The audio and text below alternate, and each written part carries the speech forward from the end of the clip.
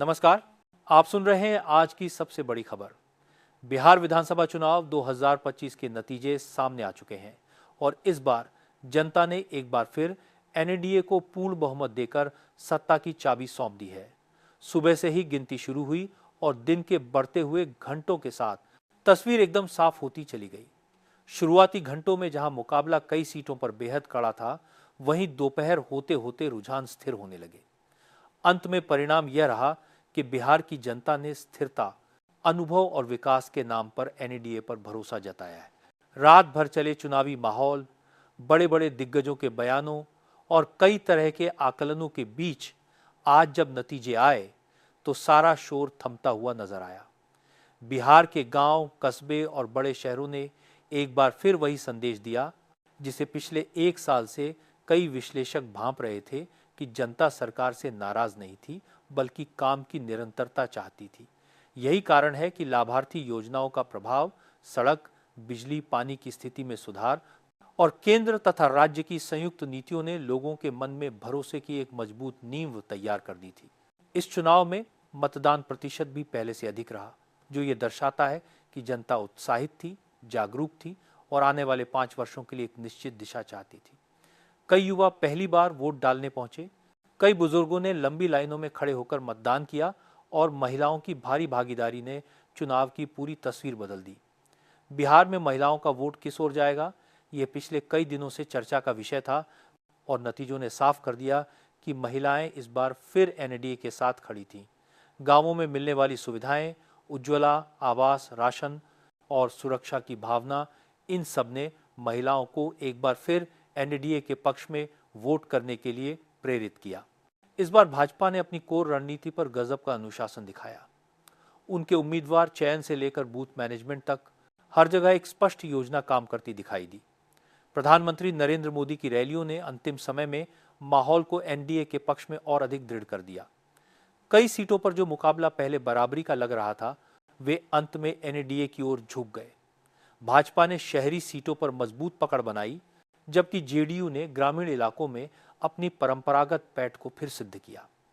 बिहार के राजनीतिक विश्लेषकों ने पहले ही अनुमान लगाया था कि यदि भाजपा और जेडीयू का वोटर एकजुट हो गया तो विपक्ष के लिए परिस्थिति कठिन हो जाएगी और बिल्कुल वैसा ही हुआ। जेडीयू के लिए यह चुनाव इसलिए भी महत्वपूर्ण था क्योंकि पिछले कुछ वर्षों में उनकी लोकप्रियता में उतार चढ़ाव देखा गया था, लेकिन नीतीश कुमार की सुशासन बाबू वाली छवि, कई बड़ी सरकारी योजनाओं की साफ सुथरी पहुंच और महिलाओं तथा बुजुर्गों में उनकी अच्छी पकड़ अब भी बनी हुई थी। यही कारण है कि जेडीयू की सीटें भी अच्छे स्तर पर बढ़ी।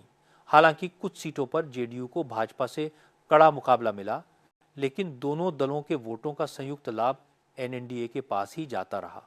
अब बात करते हैं विपक्ष की। इस चुनाव में सबसे बड़ा झटका राजद को लगा है। तेजस्वी यादव ने बेरोजगारी को मुद्दा बनाया, कई सभाएं की, सोशल मीडिया पर भी अपनी पकड़ बनाए रखने की कोशिश की, लेकिन यह सब एनडीए की मजबूत रणनीति के सामने टिक नहीं पाया। राजद का संगठन कई जगहों पर कमजोर पड़ा, कई सीटों पर उम्मीदवार चयन गलत साबित हुआ। राजद यह उम्मीद कर रहा था कि युवा बड़े पैमाने पर उनके साथ आएंगे, लेकिन अंतिम समय में युवा मतों का बड़ा हिस्सा भाजपा और जेडीयू की ओर झुक गया।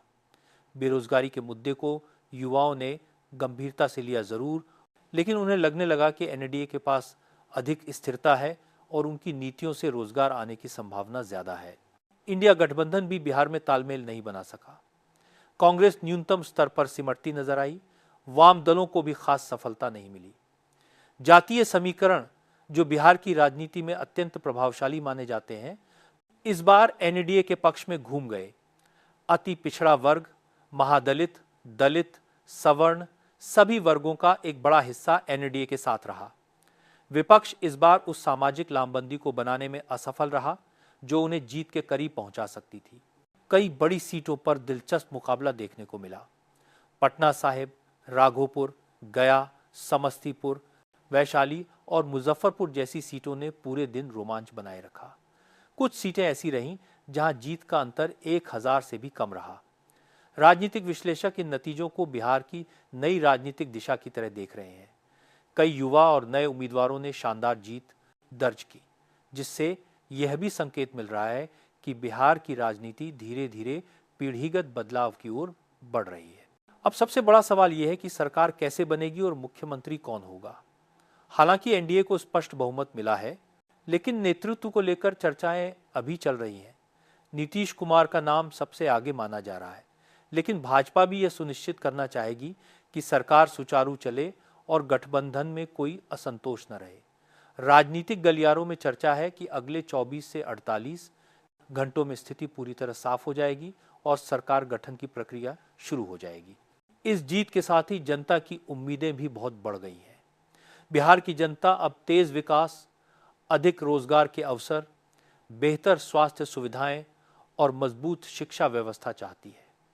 सड़कों, पुलों, इंडस्ट्री, आईटी सेक्टर और कृषि सुधार, इन सभी क्षेत्रों पर निर्णायक काम होना अब आवश्यक है।